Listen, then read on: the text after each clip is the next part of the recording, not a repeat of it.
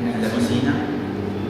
No, problema en la cocina no, salvo el horno, que es la famosa termocupla que se termina rompiendo siempre porque se gasta, así que problemas normales.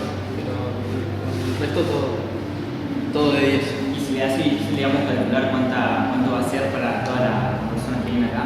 Y si hace difícil, sí, hay que ir viendo, hay que ir aprendiendo a calcular un poco, porque hoy hicimos 3 kilos de harina y salieron muchas tortas fritas, pero igual, fue poco. Subieron buenas manos. Sí, de verdad.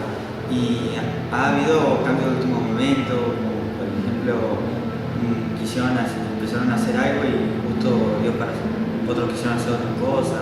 No, estamos poniendo de acuerdo entre todos y estamos decidiendo la opción más rápida que nos sale y más puedo explicar. ¿Y cómo se siente usted en el momento en la cocina, en el espacio? ¿Es grande? ¿Está bien? ¿Algo peor?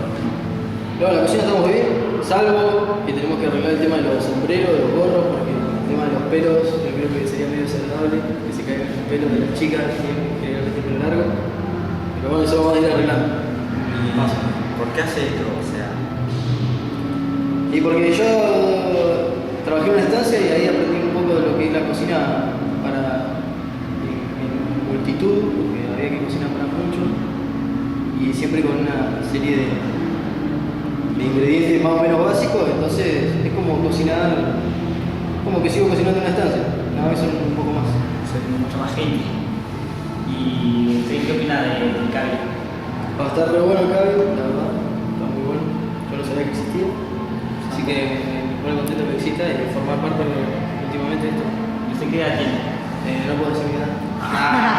Bueno, No, 23. y esto fue